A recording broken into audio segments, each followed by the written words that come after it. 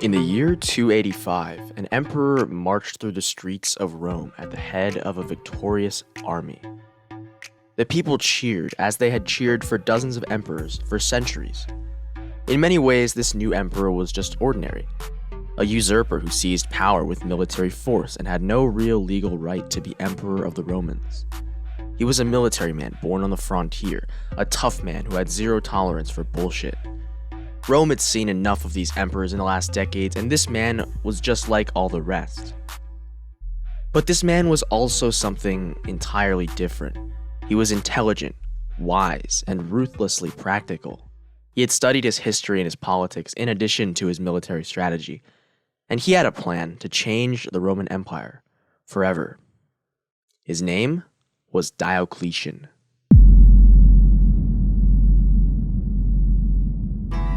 Diocletian was born as Diocles, a poor peasant in Dalmatia, which is today Croatia, around the year 245.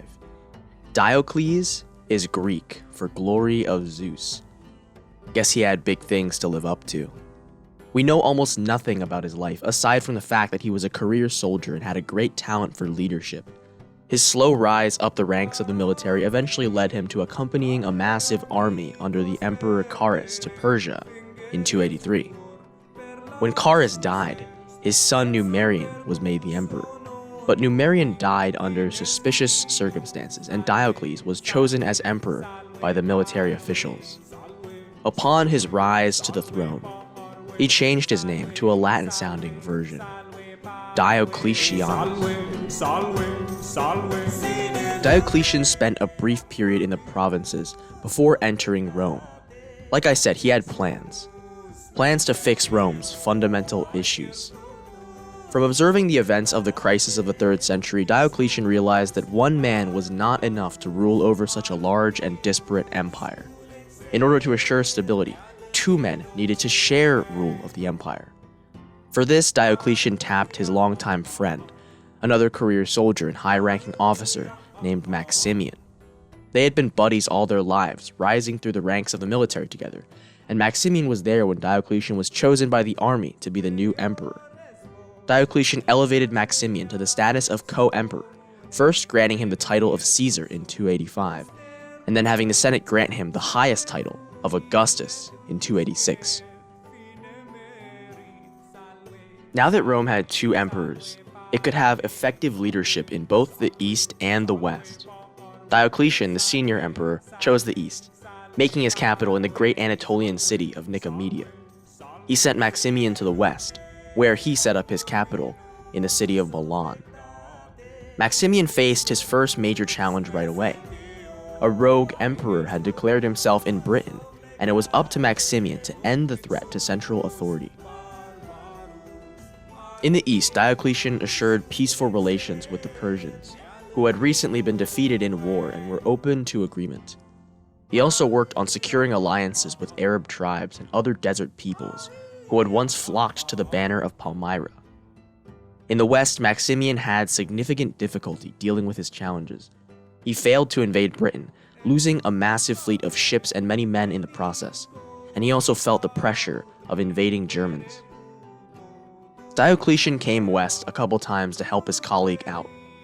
The two launched a joint invasion of southern Germany, attacking the Alemanni from both sides and destroying many of their villages. In 290, they met in the city of Milan to discuss strategy and politics. Diocletian's frequent travels around the empire should indicate that the split between East and West was not yet solidified in any way, and that at this time it only existed for the sake of military and political convenience. Rome was still one empire. By the year 293, Diocletian began to consider the idea that 2 emperors was still not enough. Maximian was still overloaded with responsibility due to the persistent chaos in the West, and Diocletian wrote to his colleague encouraging him to appoint another emperor. Diocletian did the same. In mid-293, both senior emperors appointed junior emperors in the East and West, giving them titles of Caesar. Diocletian's choice was a man named Galerius, another tough military man, and prefect of his imperial guard. Maximian's choice was Constantius Chlorus, a career soldier and prefect of his imperial guard. Rome was now ruled by 4 poor boys who had risen from nothing to command the world's largest empire. Both of these junior emperors, Caesars if you will, were subordinates to their respective Augustus, and they served the role of military lieutenants. This was Diocletian's idea, a tetrarchy as modern scholars have called it. Tetrarchy means rule by 4, and Rome was to be ruled by 4 emperors, 2 senior and 2 junior ones. Each of the emperors would be responsible for a geographic region and a portion of the military, and would operate mostly independently. The idea was that each Caesar would rule for about 10 years as a junior emperor, and then rule as an Augustus for 10 years, appointing new Caesars for another term of about 10 years. Then the Augusti would do the unthinkable. They would retire peacefully as emperors. Make no mistake about it though, even though 4 men ruled independently, Diocletian still made the rules and everyone still listened to him. His reforms, which were numerous and very impactful, took place across the whole Roman Empire.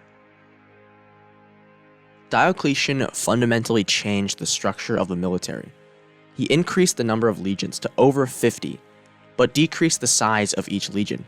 His goal was to make the Roman army more tactically and strategically flexible to deal with the increasingly difficult task of border defense. Along these lines, he also created some lightly armed part-time units whose sole purpose was guarding the borders, which added to the empire's defensive strength. He also changed the empire's defensive philosophy from not one step backward to defense in depth. Hard borders and lines of fortifications became flexible networks of strongpoints and forts and walled cities. Civilians and soldiers could retreat behind these strong points and defend themselves from raids while they waited for larger armies to arrive.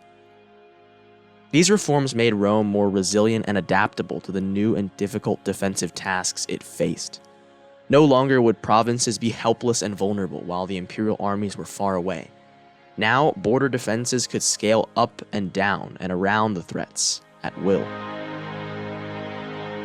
Diocletian also made important administrative reforms.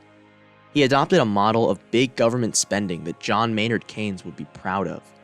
The Roman bureaucracy, once small and centered around the emperor, ballooned in size under Diocletian. The old provinces were divided into over 100 new ones, and these new provinces were grouped into administrative units called dioceses. The newly expanded bureaucracy helped ensure that laws and taxes were properly administered, which brought the state more revenue and worked to reverse the processes of decentralization that had taken place during the crisis. Most notable were Diocletian's economic reforms.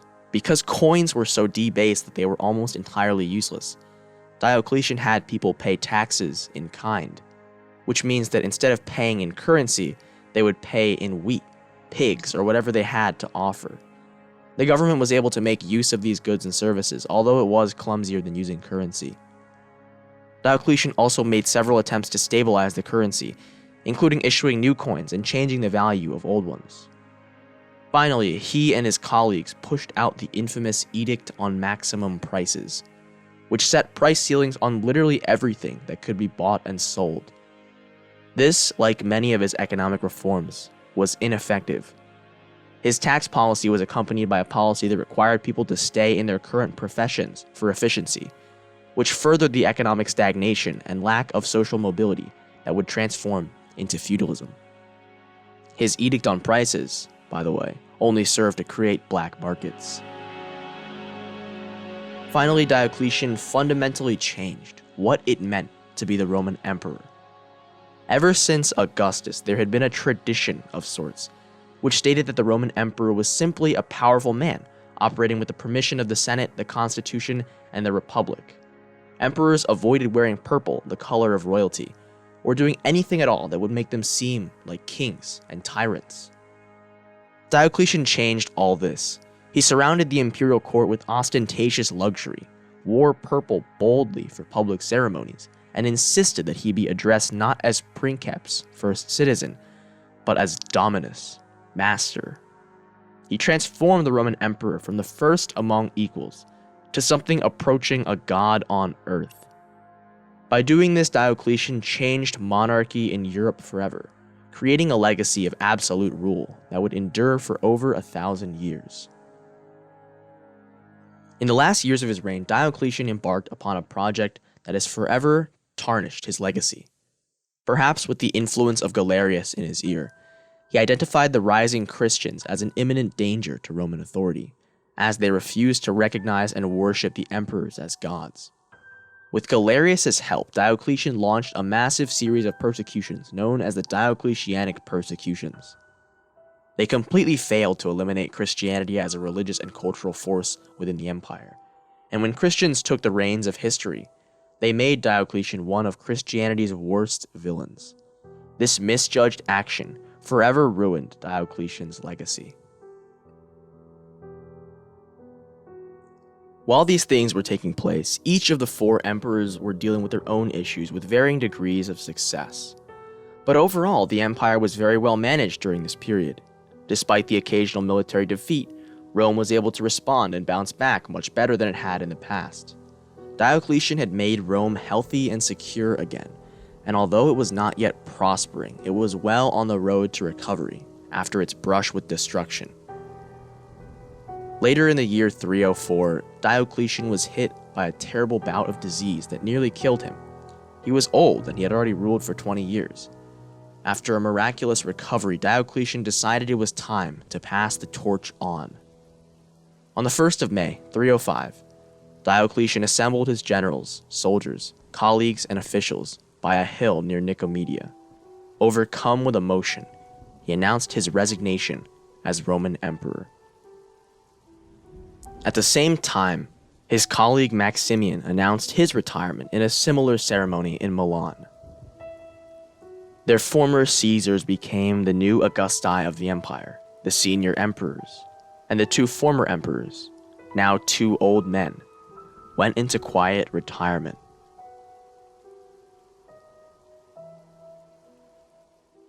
That's where I'll end the story of Diocletian. I think he deserves for his story to end where he wanted it to, at his peaceful abdication of absolute power. No other Roman emperor managed to abdicate and then die peacefully. He built a great palace for himself in Dalmatia, near to the place of his birth, and retired there to live out his days in peace and relaxation. He would involve himself in politics no longer, and it would be up to his successors to keep the Tetrarchy alive.